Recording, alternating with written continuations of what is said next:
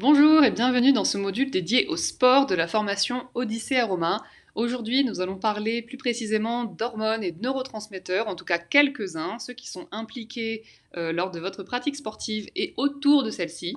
Je me présente, je suis Alexandra Dascalou, volleyeuse professionnelle, conseillère chez doTERRA évidemment, et en pleine formation de naturopathie, et je serai votre guide tout au long de ce chapitre.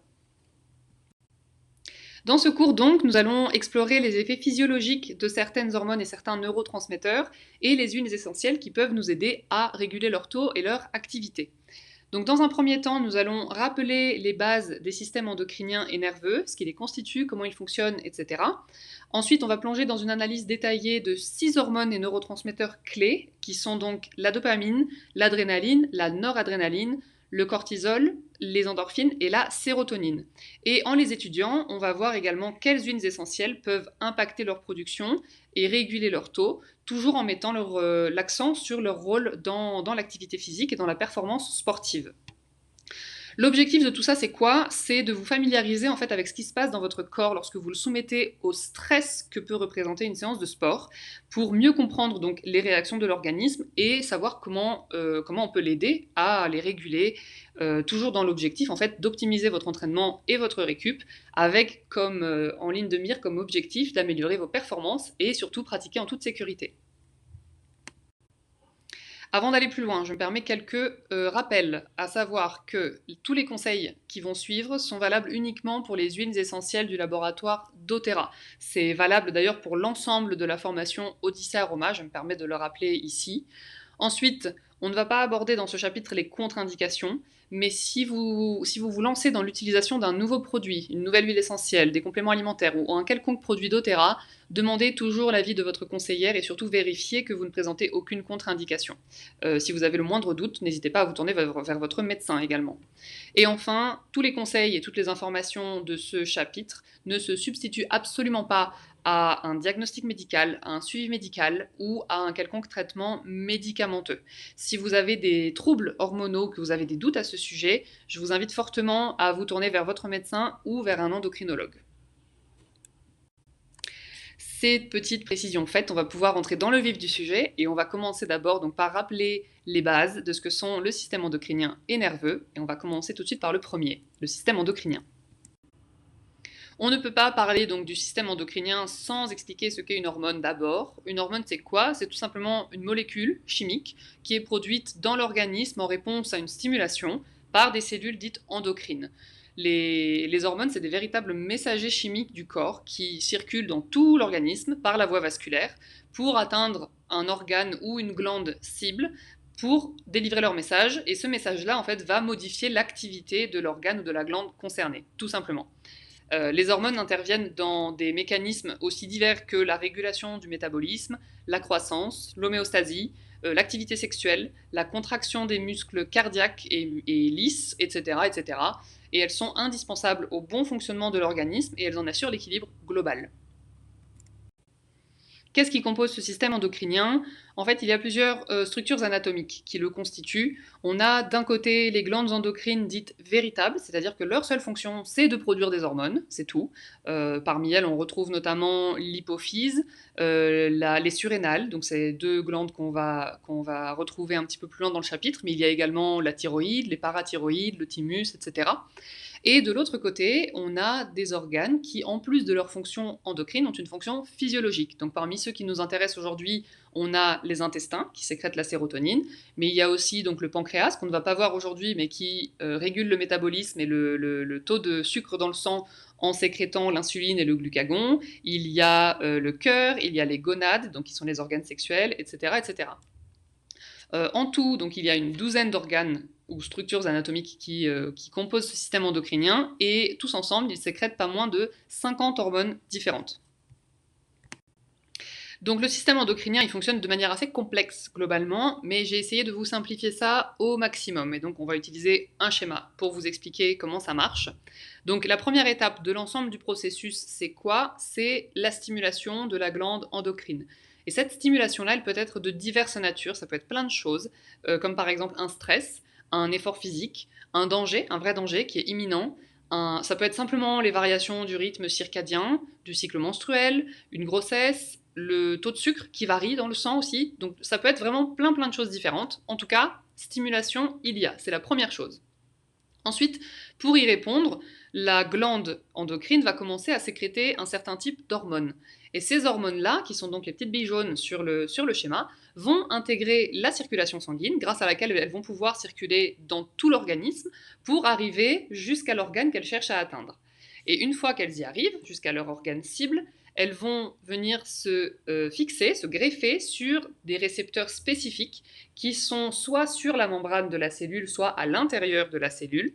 On ne va pas rentrer dans les détails ici, mais sachez seulement que pour un type d'hormone, il y a un type de récepteur qui correspond. Donc comme ça, les confusions ne sont pas possibles normalement, un peu comme une clé qui peut rentrer que dans une serrure, en fait, que dans un certain type de serrure. Et une fois donc cette liaison faite, l'hormone va pouvoir délivrer son message à la cellule et moduler son activité, soit en la stimulant, soit en l'inhibant. Et c'est cette régulation-là, en fait, qui va provoquer la réponse physiologique qu'on attend pour, en fait, faire face au stimulus de départ, tout simplement. Et une fois que le danger est écarté, ou que la réponse hormonale, que la production hormonale est suffisante, alors la glande endocrine qui est impliquée dans ce processus va recevoir un nouveau message par rétrocontrôle pour en fait lui dire de simplement cesser la production des hormones. Et ça au moins jusqu'à l'apparition d'un nouveau stimulus. Voilà donc pour le système endocrinien. On peut passer au système nerveux. Mais comme pour le précédent, on ne va pas aller plus loin avant d'expliquer ce qu'est un neurotransmetteur, puisque c'est ce qui nous intéresse ici. Donc un neurotransmetteur, c'est quoi? C'est aussi une molécule chimique dont le rôle est de transmettre un message. La grande différence avec les hormones, c'est que le neurotransmetteur, lui, il est produit dans les cellules nerveuses, c'est-à-dire dans les neurones. Son rôle principal, donc, c'est aussi la transmission de messages, mais ces messages sont sous forme électrochimique et ils circulent d'une cellule nerveuse à une autre cellule nerveuse ou musculaire ou glandulaire, c'est selon.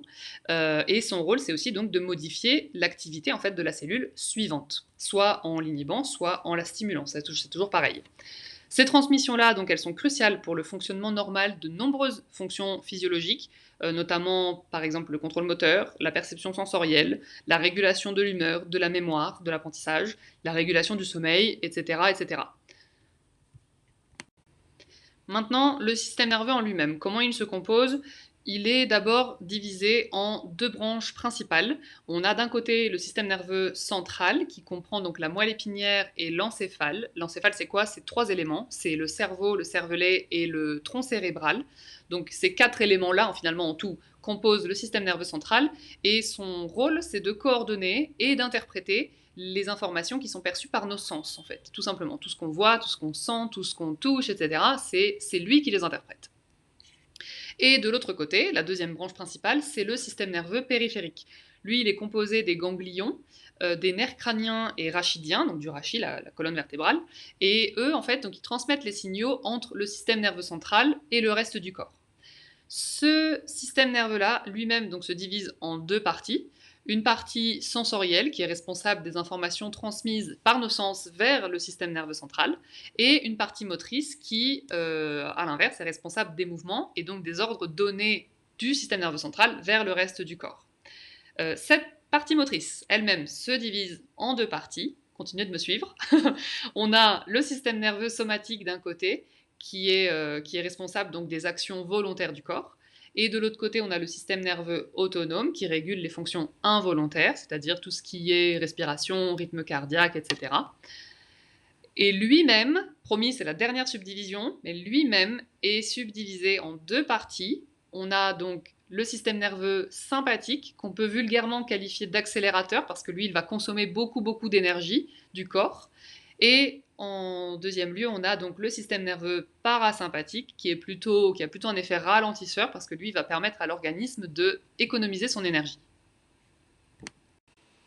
On l'a dit, les rôles du système nerveux, c'est donc de traiter l'information qu'il a reçue, de l'interpréter et de renvoyer lui-même un signal en fonction de ce qu'il aura analysé au préalable. Comment tout ça fonctionne ? Alors, la première étape, c'est que le neurone va recevoir l'information via ses dendrites. Les dendrites, c'est quoi? C'est les espèces de tentacules qu'il y a à l'extrémité donc, du neurone. Il traite ensuite l'information, puis il envoie à son tour un signal qui va circuler le long de son axone. L'axone, c'est le corps du neurone, tout simplement, le long filament, là. Lorsque le signal arrive à la deuxième extrémité du neurone, il va rencontrer un espace. Cet espace-là, ça s'appelle la fente synaptique, et en fait, il empêche le signal de passer automatiquement à l'autre neurone. Donc, c'est là que nos petits neurotransmetteurs entrent en jeu, parce que la communication entre le neurone présynaptique et le neurone postsynaptique va se faire grâce à eux. Nos neurotransmetteurs, donc, ils sont fabriqués par le neurone présynaptique, et quand l'impulsion électrique, quand le message en fait, il arrive sous forme d'impulsion électrique, ces impulsions-là, elles vont pousser, c'est dans le nom, elles vont pousser donc les petites vésicules qui contiennent les neurotransmetteurs jusqu'à l'extrémité du neurone. Arrivés à l'extrémité, donc ces neurotransmetteurs vont être libérés et ils vont pouvoir venir se fixer sur les récepteurs du neurone postsynaptique, tout simplement. Et donc, en se fixant sur ces récepteurs-là, ils vont déclencher une nouvelle réponse électrique et ainsi de suite. Ces messages sont donc de nature électrique le long de l'axone, le long du corps du neurone, et de nature chimique au niveau de la synapse. Ils circulent d'une cellule nerveuse à une autre cellule nerveuse ou d'une cellule nerveuse à une cellule glandulaire ou musculaire, ça dépend. Et donc, ces messages des neurotransmetteurs peuvent avoir une action inhibitrice ou stimulante. Et il faut savoir aussi qu'un même neurotransmetteur peut avoir une action excitatrice sur un des systèmes de l'organisme et inhibitrice sur un autre. C'est par exemple le cas de l'adrénaline qui va venir exciter donc le système cardiaque, qui va accélérer le rythme cardiaque, et en même temps, il va aller ralentir le système digestif. Ce processus de communication entre les neurones, grâce aux neurotransmetteurs, il est hyper rapide, il est vraiment extrêmement rapide, contrairement donc au processus hormonal qui est beaucoup plus lent, diffus et continu. Et quoi qu'il en soit, le système nerveux et le système endocrinien, ils travaillent toujours en synergie en fait pour apporter à l'organisme les réponses physiologiques adaptées à la situation, à l'instant T, et c'est particulièrement le cas pendant l'effort physique. Maintenant donc qu'on a revu ces bases et qu'on s'est rafraîchi la mémoire avec des petits rappels de cours de SVT, on peut enfin étudier donc les 6 molécules qui nous intéressent et on commence sans plus tarder par la dopamine. La dopamine, qui est donc aussi connue comme étant l'hormone du plaisir, parce qu'on la sécrète lors d'expériences associées au plaisir, justement, ou à la gratification. C'est un neurotransmetteur qui est donc libéré dans l'hypothalamus à partir d'un acide aminé qui est la L-tyrosine. En toute logique, donc, on la sécrète lorsqu'on a une alimentation riche en L-tyrosine ou en L-phénylalanine, parce que la L-phénylalanine est donc précurseur de la L-tyrosine, et également lorsqu'on a une alimentation riche en oméga 3. On la sécrète également lorsqu'on pratique une activité physique, lorsqu'on pratique ou qu'on écoute de la musique, lorsqu'on s'expose au soleil, et surtout lorsqu'on atteint un objectif, par exemple. Lorsqu'on gagne un match, lorsqu'on a terminé un travail qui nous a pris beaucoup de temps et on est content d'avoir fini, et bien c'est elle qui entre en jeu grâce justement au circuit de la récompense. C'est elle qui est là pour nous faire nous sentir bien quand on a atteint un objectif et surtout qui nous donne envie de recommencer en fait, qui nous donne envie d'y retourner. Elle est impliquée dans plusieurs mécanismes importants, notamment le contrôle moteur et la coordination des mouvements. On sait par exemple aujourd'hui que la maladie de Parkinson est directement liée à un manque de dopamine. Elle régule certains états émotionnels et certaines humeurs, notamment celles donc associées au plaisir, au désir, à la motivation, donc en rapport avec le circuit de la récompense, j'en parlais juste avant. Elle régule certaines fonctions cognitives, notamment la mémoire, l'apprentissage, la prise de décision, etc. Et elle régule également les niveaux de noradrénaline et d'adrénaline, puisqu'elle est précurseur de ces deux hormones-là. Et on va en parler un petit peu plus loin de celle-là. Qu'est-ce qui se passe en cas de dérèglement des taux de dopamine? Alors ça dépend. Si on parle d'un manque de dopamine, on peut faire face à une grande fatigue mentale et physique, ce qui va diminuer en fait la motivation à faire des choses et notamment à aller s'entraîner, puisqu'on parle de sport, on va plutôt faire le focus là-dessus. Elle peut induire une baisse de la vigilance, de la concentration, de la mémoire, induire aussi des réactions plus lentes, c'est-à-dire une prise de décision beaucoup plus lente, on est beaucoup moins efficace, moins réactif. On risque également beaucoup plus de faire face à la dépression, pour ne citer donc que ces risques-là. Et à l'inverse, on ne souhaite quand même pas en sécréter en excès parce que si on sécrète trop de dopamine, on risque de développer des comportements d'addiction ou des troubles psychiatriques. Elle nous intéresse donc dans le cadre du sport parce que, en rapport avec le circuit de la récompense, elle améliore la performance en fait, en augmentant la motivation à commencer et à maintenir l'effort et surtout la satisfaction en fait après l'entraînement ou après un match. Et elle améliore également la coordination des mouvements. Si vous sentez donc que vous manquez de motivation, que potentiellement vous avez un manque de dopamine, ou que c'est même confirmé que vos taux de dopamine sont déréglés, je vous conseille les huiles essentielles suivantes. Il y a le basilic sacré qui stimule les fonctions cognitives et le système dopaminergique directement. On a la lavande vraie qui va venir augmenter vos taux de dopamine mais tout en douceur. Et le poivre noir qui lui va favoriser la motivation et réduire la fatigue mentale. Si parmi ces huiles-là, il n'y en a aucune qui vous appelle, n'hésitez pas à tester par exemple les huiles essentielles d'ylang-ylang, d'agrumes, de coriandre ou encore de néroli. Concernant leur utilisation, je vous conseille donc en premier lieu la diffusion ou inhalation avant l'entraînement et même pendant si vous en avez la possibilité, selon la pratique, selon votre discipline, et en application locale, donc en massage, toujours dilué dans une huile végétale. La deuxième molécule qui nous intéresse, c'est la noradrénaline. Elle est à la fois neurotransmetteur, puisqu'elle est libérée dans le système nerveux, et hormone, puisqu'elle est sécrétée par les glandes surrénales. C'est l'une des hormones du stress, avec l'adrénaline notamment, dont on va parler juste après, et dont elle est la précurseuse. On la sécrète en cas de stress, de danger, d'activité physique prolongée, et lorsqu'on a besoin d'être en état de vigilance, justement. Ses rôles physiologiques sont les suivants. Elle augmente la fréquence cardiaque, la pression artérielle, elle améliore la vigilance et la concentration pour être en mesure de réagir rapidement face aux dangers, et elle nous permet de mobiliser l'énergie du corps puisqu'elle agit sur la glycémie en fait en stimulant la transformation du glycogène en glucose et elle améliore en fait la disponibilité du glucose justement. En cas de déficit, on a beaucoup plus de mal à garder nos niveaux de concentration. On peut faire face également à des troubles de l'humeur. Et par contre, comme pour la dopamine, on espère ne pas en produire non plus en excès parce qu'elle peut provoquer de l'hypertension. Dans le cadre de la pratique sportive, elle nous intéresse parce que, on l'a dit, elle améliore la vigilance, l'attention, la prise de décision. Elle augmente la glycémie, qui est donc un processus nécessaire pour l'effort musculaire, en fait, pour soutenir l'effort musculaire tout au long de la séance ou de la compétition. Et donc, elle est utile pour les efforts de haute intensité notamment. Pour booster sa production, je vous propose en priorité l'huile essentielle d'épinette noire qui va soutenir le système nerveux sympathique, qui est anti-fatigue et qui est tonifiante.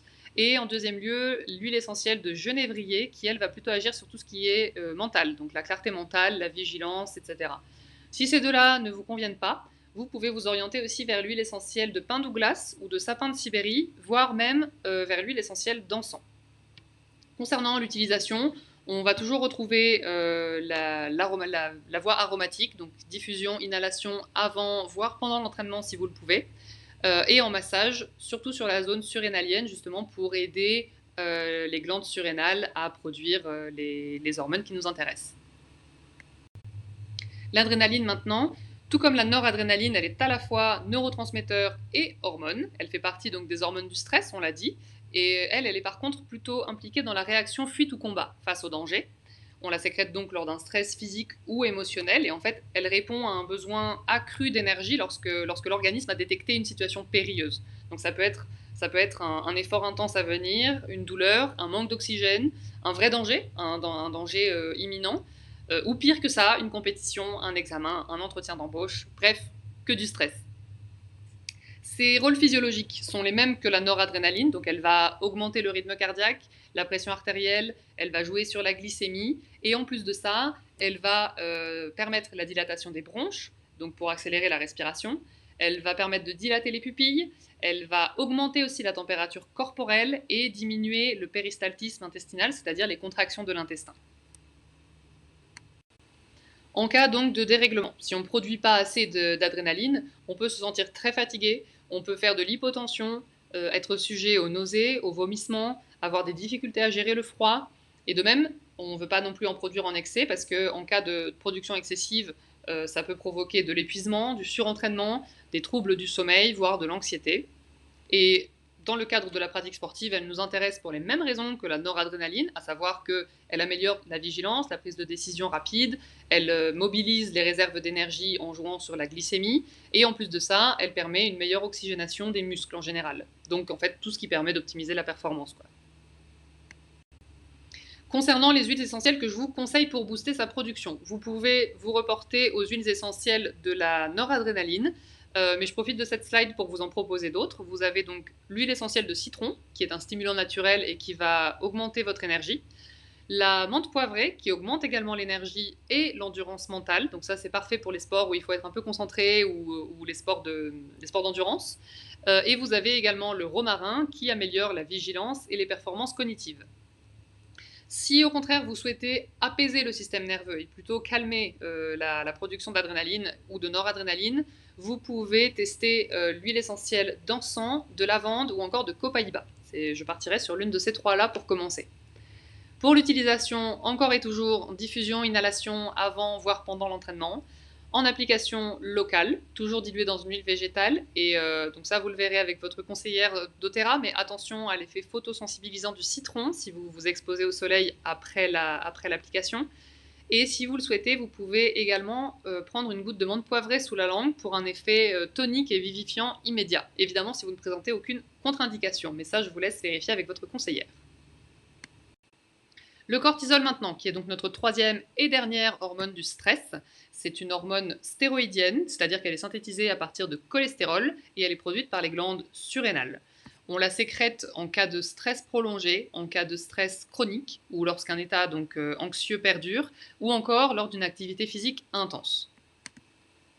C'est donc une hormone qui agit sur plusieurs plans, notamment la mobilisation de l'énergie, puisqu'elle stimule la transformation du glycogène en glucose, comme l'adrénaline, la noradrénaline et d'autres. Elle régule également le métabolisme des lipides et des protéines, toujours dans le but de mobiliser l'énergie disponible. Elle a des effets anti-inflammatoires et immunosuppresseurs. Elle inhibe l'activité ostéoblastique, c'est-à-dire tout ce qui est synthétisation, renouvellement, réparation de la matrice osseuse. Donc il y a un risque de déminéralisation osseuse lorsqu'on en sécrète trop. Et elle agit également sur le rythme circadien, sur l'humeur, sur la mémoire, la concentration notamment. Ces dérèglements peuvent donc causer plusieurs problèmes. En cas d'excès, on peut faire face à plus de blessures et avoir un système immunitaire affaibli. On peut également être beaucoup plus nerveux et irritable. Et en cas de déficit, on peut également faire face à des troubles de l'humeur, être beaucoup plus fatigué, perdre du poids sans forcément comprendre pourquoi, sans forcément rien avoir changé dans notre hygiène de vie, ou également se sentir faible au niveau musculaire et perdre en force musculaire. Dans le cadre du sport, elle nous intéresse parce que justement, elle permet de mobiliser les réserves d'énergie. Elle permet aussi de contrôler l'inflammation après l'effort. Mais par contre, il faut faire attention à son équilibre parce que si on en sécrète trop, elle risque de devenir pro-inflammatoire. Généralement, quand on parle de réguler les taux de cortisol, on cherche plutôt à les baisser. Donc pour ce faire, je vous conseille les huiles essentielles de camomille romaine, qui, elle, va agir directement sur le système nerveux et réduire la nervosité et les angoisses. L'huile essentielle de lavande, qui est reconnue aussi pour réduire le stress et favoriser la relaxation. Et souvenez-vous, quand on a parlé de la dopamine, on a également dit que la lavande augmentait les taux de dopamine en douceur. Donc cette double action est super intéressante. Et on a également l'encens, qui régule les réponses émotionnelles, notamment au stress, et qu'on retrouve aussi dans les hormones du plaisir et du bonheur. Vous pouvez également penser aux huiles essentielles antioxydantes, parce qu'en réduisant le terrain inflammatoire, elles vont indirectement réduire la production de cortisol. Donc ces huiles essentielles-là, c'est plutôt le citron, le clou de girofle, le thym, etc. Et si votre objectif, c'est plutôt de booster la production de cortisol, vous pouvez tester les huiles essentielles de romarin, de pin sylvestre et d'épinette noire. Concernant l'utilisation, vous le savez maintenant, la diffusion, l'inhalation, mais cette fois après l'entraînement si c'est pour favoriser la récup. En massage, toujours dilué dans une huile végétale, ou également dans un bain relaxant. Et n'oubliez pas d'utiliser les sels d'Epsom et de ne pas mettre directement l'huile dans l'eau parce que ça marchera moins bien. L'hormone suivante, ou plutôt le groupe d'hormones suivantes, ce sont les endorphines, qui sont des hormones du bien-être et qu'on sécrète dans l'hypophyse et l'hypothalamus. Et on les sécrète lors d'exercices intenses ou prolongés, c'est-à-dire qu'on commence à les libérer après 20 minutes d'exercice, ou alors lorsqu'on ressent une douleur ou une excitation intense, et également lors des séances de cryothérapie. S'il y a des sportifs, des sportives qui suivent la formation, vous êtes peut-être adepte de la cryothérapie, eh bien cet effet bien-être qu'on ressent après une séance, c'est les endorphines qui en sont responsables. Leurs rôles sur le corps sont nombreux et hyper intéressants, vous allez voir.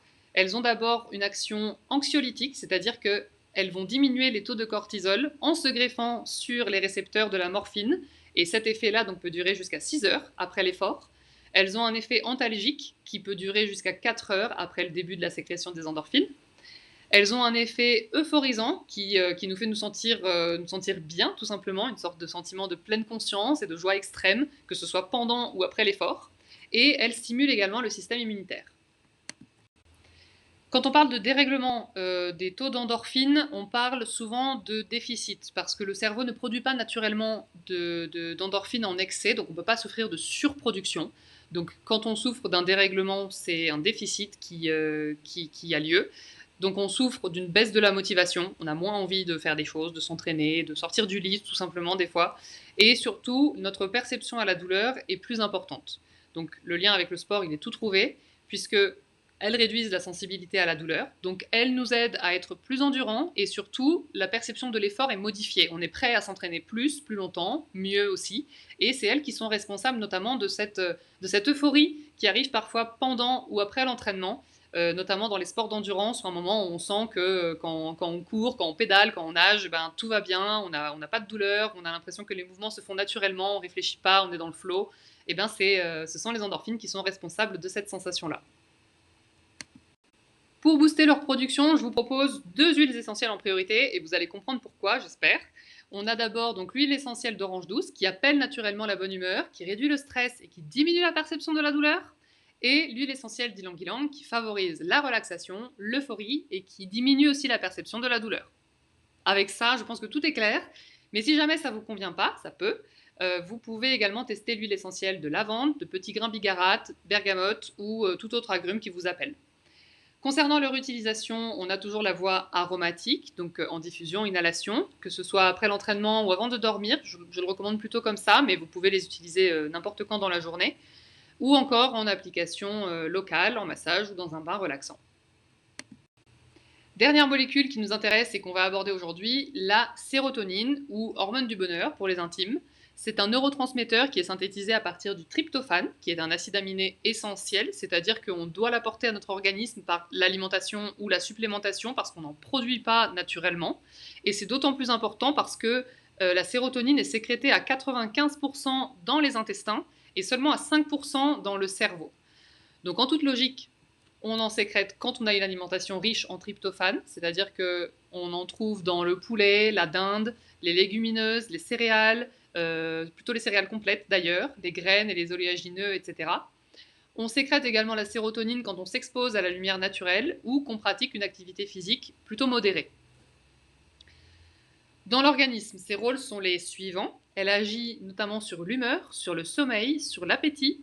Elle permet de réguler la perception de la douleur, un petit peu comme les endorphines.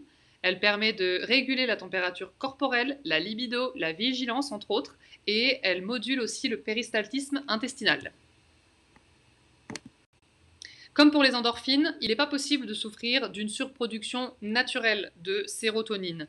Les seuls moments où on peut éventuellement y être sujet, c'est lorsqu'on a pris certaines substances, donc soit des médicaments dont on n'a pas respecté la posologie, soit des drogues ou d'autres substances qui font que voilà, les taux de sérotonine explosent. Mais ce n'est pas le sujet aujourd'hui, donc je ne vais pas rentrer dans les détails. Donc nous, quand on parle de dérèglement, on va plutôt parler de déficit. Donc des faibles taux de sérotonine peuvent provoquer une baisse de morale, qui peuvent même s'aggraver et aller jusqu'à la dépression ou à des comportements agressifs envers soi-même, envers les autres, et tant sur le plan verbal que physique, et ça peut également engendrer des troubles du sommeil. Dans le cadre du sport, elle est intéressante parce qu'elle permet une meilleure relaxation après l'effort, elle améliore le sommeil et la récupération globale, et souvenez-vous du tryptophane dont on a parlé au début, eh bien en fait il suffit de quelques minutes d'une activité physique pour commencer à en sécréter, et c'est le tryptophane qui permet la production, la synthétisation de sérotonine. Donc c'est intéressant sur tous les plans. Donc pour booster sa production, je vous propose l'huile essentielle de bergamote qui soulage l'anxiété et améliore l'humeur, celle de néroli qui soulage l'anxiété, élève l'humeur également et en plus favorise un sommeil réparateur, ou encore celle d'ylang-ylang, c'est pas la première fois qu'on la voit celle-là, souvenez-vous, elle diminue la concentration de dopamine tout en augmentant celle de sérotonine. Donc en fait elle permet d'agir sur les systèmes nerveux sympathiques et parasympathiques. Donc d'une manière globale, elle permet d'agir de façon positive sur l'anxiété, le stress et l'humeur en général. Vous pouvez également tenter les huiles essentielles de lavande, de camomille romaine, et je vous invite aussi à penser aux huiles essentielles antioxydantes parce que, encore une fois, en diminuant le terrain inflammatoire, elles permettent de booster la production de sérotonine et de tous les neurotransmetteurs en général. Donc c'est toujours intéressant d'y penser et de les tester. Vous pouvez les utiliser donc en diffusion, inhalation, quand vous en avez le besoin, quand vous en ressentez le besoin, après l'entraînement, avant de dormir, en massage ou dans un bain relaxant.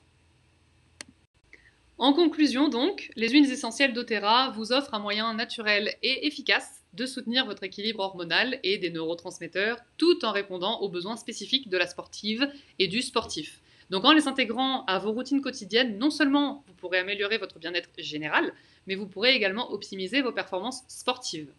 J'en profite pour faire une précision. Les listes des huiles essentielles que je vous ai proposées sont non exhaustives, bien évidemment. Donc il convient, avant de faire votre choix, déjà de vous assurer que vous ne présentez aucune contre-indication pour l'huile en question que vous souhaitez tester. Et ensuite, vous pourrez choisir en fonction de vous, de vos préférences, de vos besoins, de ce qui vous appelle le plus. Donc n'hésitez pas à vous tourner vers votre conseillère, elle saura vous guider dans ce choix et dans ce voyage. Enfin, j'ai envie de finir avec deux petites remarques. La première, c'est que l'alimentation, elle est à la base de notre santé, ça c'est plus à prouver. Et elle agit, elle influence une multitude de systèmes dans notre organisme, pour ne pas dire tous, et y compris les systèmes nerveux et endocriniens. Donc pour pallier des carences, pour faire face à certains troubles, il ne faut pas hésiter à se tourner vers la supplémentation qui est un allié de taille, d'autant plus pour les athlètes. Donc pour le sujet, je vous invite à regarder ou à re-regarder le cours de Quentin et Cécile et à vous renseigner auprès de votre conseillère doTERRA. Et si vous avez la moindre question, je suis à votre disposition également. Et enfin, je vous invite à, que ce soit pour le choix des huiles pour les hormones ou pour le choix de n'importe quel autre produit, à toujours écouter votre corps parce qu'il sait ce dont il a besoin, il ne veut que votre bien et c'est à nous d'écouter les messages qu'il nous envoie pour répondre à ses besoins le mieux possible et l'aider à fonctionner au mieux le plus longtemps possible. Merci beaucoup de m'avoir écouté et je vous souhaite une bonne continuation dans la formation Odyssée Aroma.